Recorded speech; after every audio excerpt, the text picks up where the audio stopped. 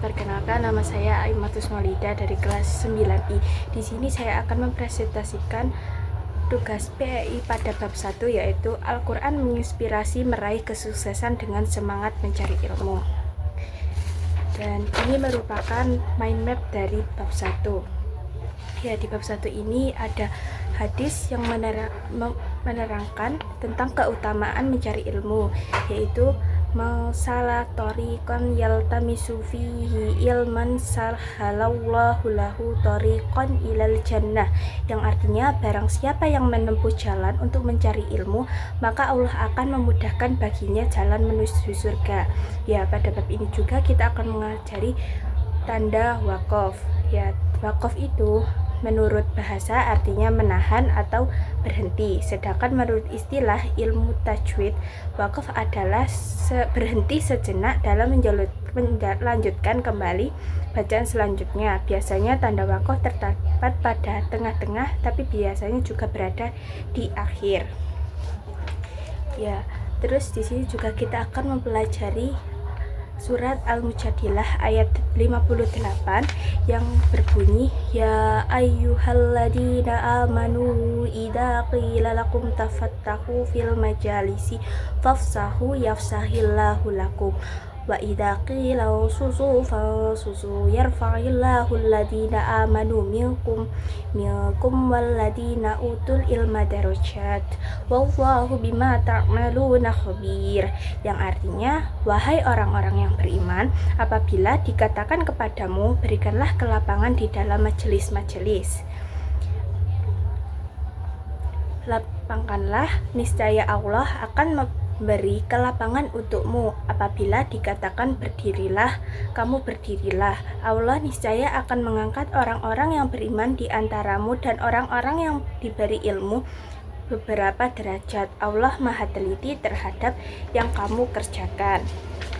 Ya, kandungan dari Al-Quran Surat Al-Mujadilah ayat 58 tentang keutamaan orang berilmu adalah dijelaskan bahwa Allah Subhanahu wa Ta'ala akan memberi kelapangan bagi orang yang memberi kemudahan atau kelapangan kepada orang lain. Sebagian ulama diantaranya adalah Qatadah, Dawuh bin Hin dan Hasan. Kata dilapangkan atau diluaskan oleh Allah Subhanahu wa Ta'ala pada ayat tersebut adalah dalam bentuk keluasan di dalam kubur, dilapangkan hati, dan keluasan di dunia dan di akhirat. Pada bagian akhir ayat, Allah Subhanahu wa Ta'ala menyatakan akan mengangkat derajat orang yang beriman mengikuti perintah-perintahnya dan orang yang berilmu. Ya, selanjutnya ada Surat Az-Zumar ayat 39 yang berbunyi, Bismillahirrahmanirrahim.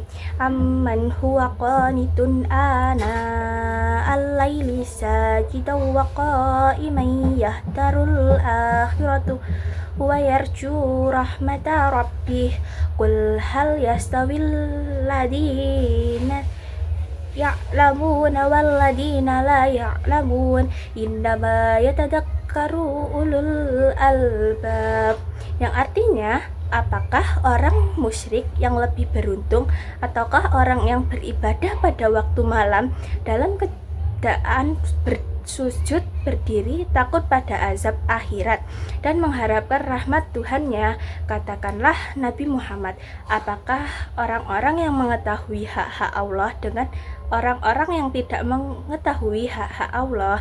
Sesungguhnya hanya ulul albab atau orang-orang yang berakal sehat yang dapat menerima pelajaran. Ya, isi dari surat Az-Zumar adalah tentang semangat mencari ilmu.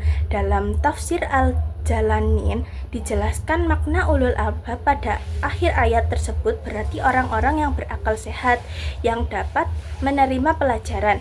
Makna menerima pelajaran yang dimaksud adalah kesanggupan refleksi dan aksi. Maka dari itu kita hendaknya menuntut ilmu agar bisa memahami ajaran Allah Subhanahu wa Ta'ala serta bisa mengamalkan dengan penuh keikhlasan. Ada juga hadis riwayat Muslim tentang keutamaan orang yang mencari ilmu. Kalimat menempuh jalan untuk mencari ilmu memiliki dua arti. Yang pertama, menempuh jalan berarti berjalan kaki secara fisik untuk mencari ilmu, berpindah dari tempat tinggalnya menuju ke tempat lain untuk belajar. Yang kedua, menempuh jalan dalam arti menempuh cara yang dilakukan oleh seseorang dalam mendapatkan ilmu seperti membaca, menulis, menghafal, mengkaji buku-buku agama, dan lain-lainnya, serta mengamalkan atau cara yang lain dapat mengantarkan seseorang mendapatkan ilmu. Bagi Allah, orang yang menempuh jalan tersebut, maka Allah akan mempermudah baginya masuk surga. Yang terakhir, kita akan belajar upaya meraih kesuksesan dengan semangat mencari ilmu.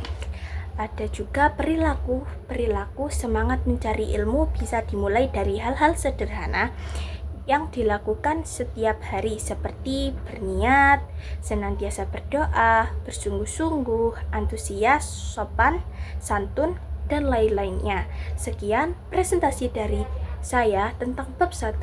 Terima kasih. Wassalamualaikum warahmatullahi wabarakatuh. Tamatnya sudah.